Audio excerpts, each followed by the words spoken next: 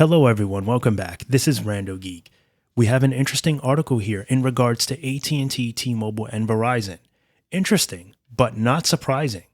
The article is coming from Phone Arena, and I will link it down below for you in the description.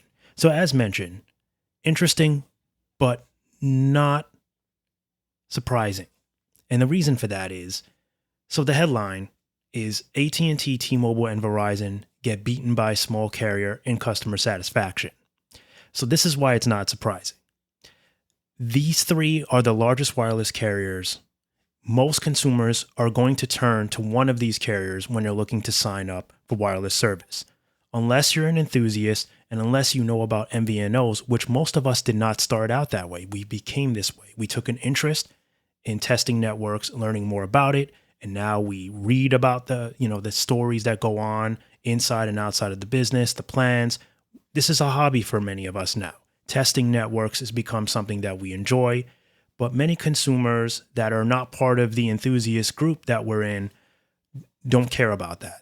They are looking to sign up for a plan and they want to go with the carrier that, one, works best in their area, two, offers the best pricing, and three, offers the best plans as well as devices.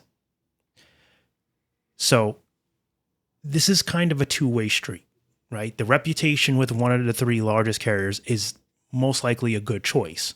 There are better options, but again, many consumers don't know about this unless we tell them or unless they find out somehow through a friend or coworker or a relative or whatever it is. Most of them are not going to know that there's more options out there. They're going to overpay for certain plans that they can get better deals on. They're going to get service that they don't actually need, etc., etc.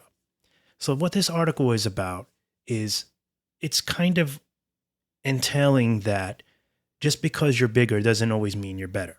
And sometimes going to the bigger company can actually mean less quality or lesser quality of service because you're sharing too much. It's kind of like going to a really fancy restaurant that has the best reputation. Let's say Benihana, for example. They're known for sushi, steak, all that good stuff. They have one of the best reputations for it. It's very expensive. You pay because you want good quality food and service. But we all know if you go to that restaurant in, say, maybe Manhattan on a Friday or Saturday night, you know it's going to be packed. And you know you're not going to get the service that you would get maybe on a Monday night or a Tuesday night when nobody is there. And you're not waiting around for 45 minutes or more for a table. So that's kind of how it is with these larger carriers. AT&T is a very large company. They've been around for a really long time. And they do have some good customer service reps, but then they have some customer service reps that are not all that knowledgeable, maybe don't feel like they're in good working conditions. And when you get a hold of that rep, that's a poor rating for AT&T. There's a lot of things that go into factor, okay? There's one, poor working conditions, poor management conditions, poor training conditions. All these things take place. Overwhelmness, being overwhelmed with the amount of traffic that comes in daily. So I guess you can put that as part of maybe poor working conditions. I don't know, too much stress. But these are all things that get factored in to the quality of customer service that we as consumers receive. And this happens too much. Most consumers, deal with, some issues with their plan, either billing or service disruptions, whatever it is. Maybe something went wrong. A lot of times, consumers call, they're already upset.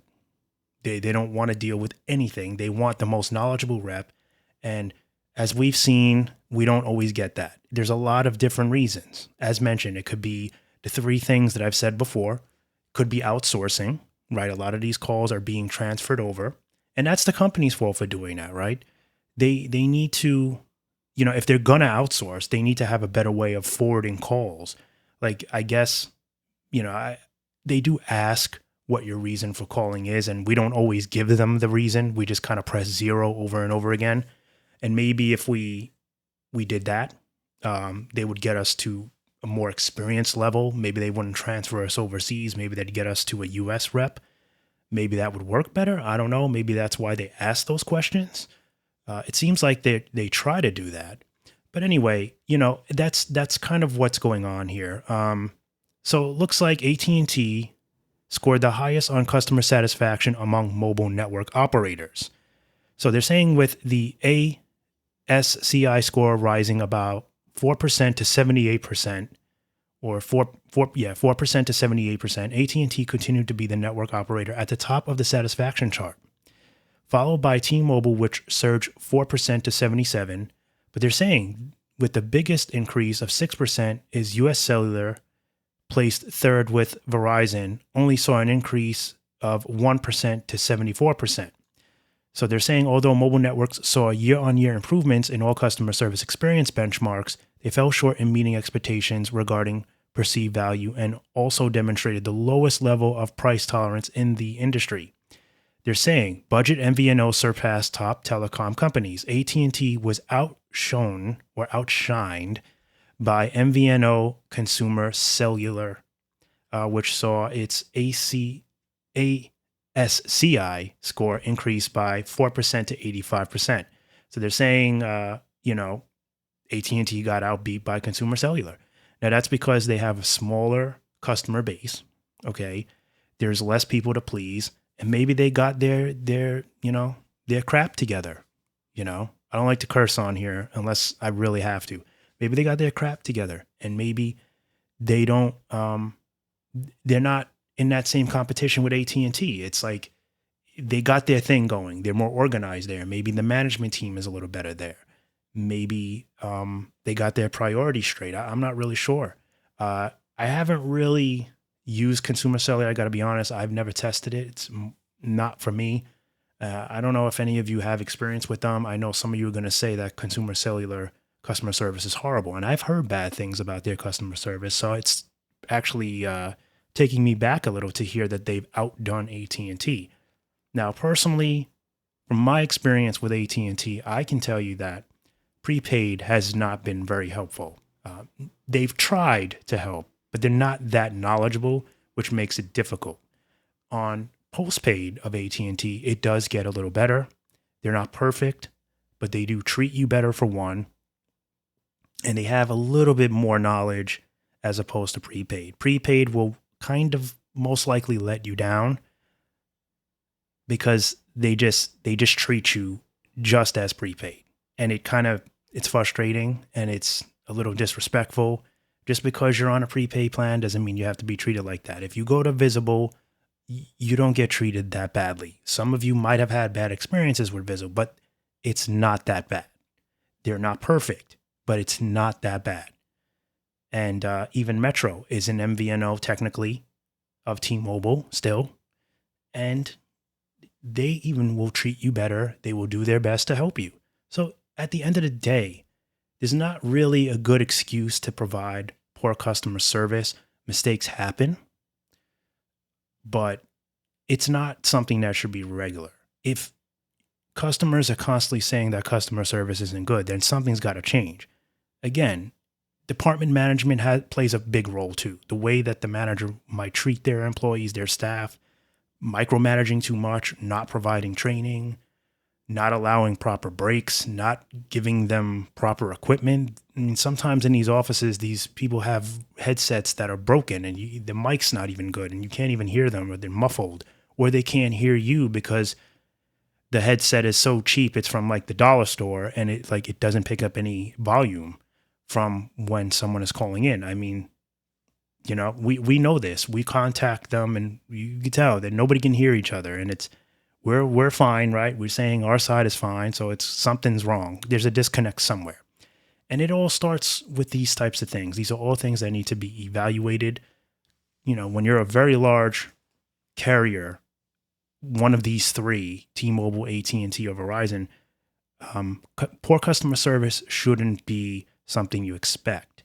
And it's become something we've expected. And now with them transferring it and outsourcing because it's just cheaper, only upsets customers more.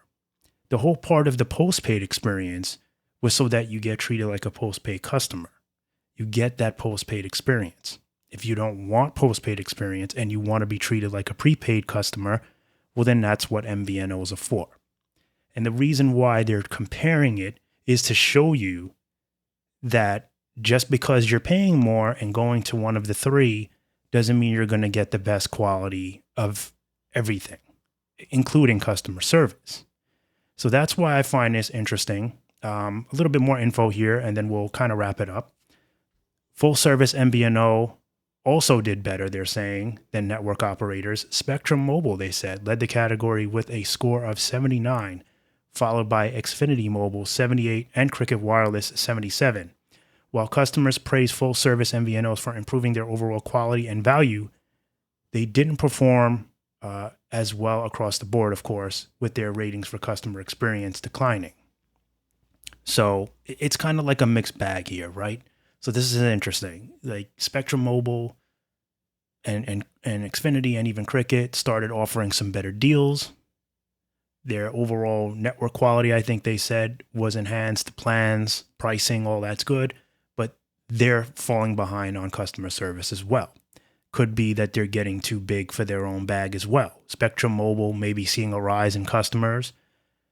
Cricket also recently becoming more in demand, more consumers going over to them as an alternative to the AT&T network, being that many are let down by Boost Mobile's plans, and the Boost Infinite plans.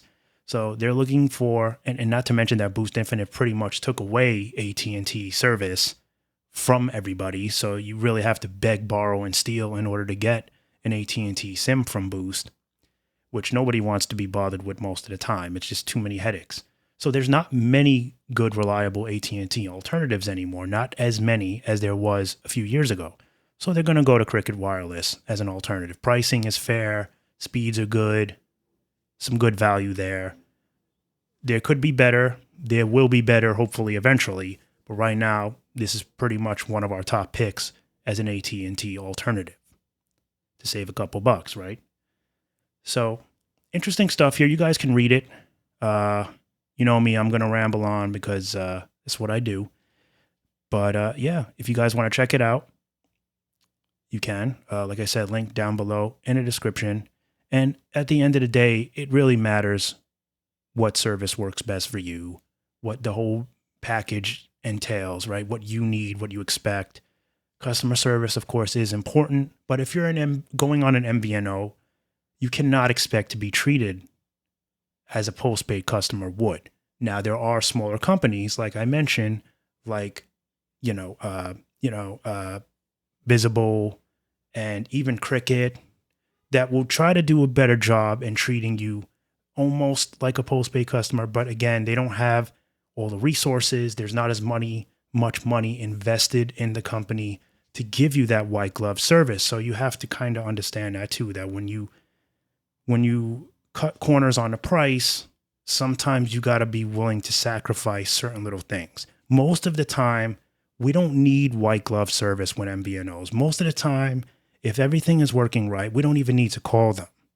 We honestly need to call the bigger three carriers more often because they're always making mistakes. So leave it with that. Before we wrap this up, leave it at that. Most of the time, we have to call the big three because they're always messing something up. You go into a store at T-Mobile, the customer service rep is too busy trying to sell you something that they make mistakes. And now you have to contact customer service. You wouldn't have needed to even contact them if they had done what they were supposed to do correctly. And this is the type of thing that we deal with a lot. With MVNOs, a lot of the time, we sign up ourselves, we pick what we want, and then we just get our SIM and we're good to go. We're doing it all ourselves. And we're going to be cautious because it's our plan. We know what we're doing, etc. So, feel free to comment down below your thoughts on what I've said here, what you think. As always, thank you guys so much for watching. And this is more of like, a podcast style. It's longer, but it's just a conversation. Article is really short. You guys can skim through it if you don't have time to listen to this whole thing. But this is just my opinion. Felt like it was a conversation I wanted to kind of talk about. And that's it. I'll catch you guys in the next one. Bye for now.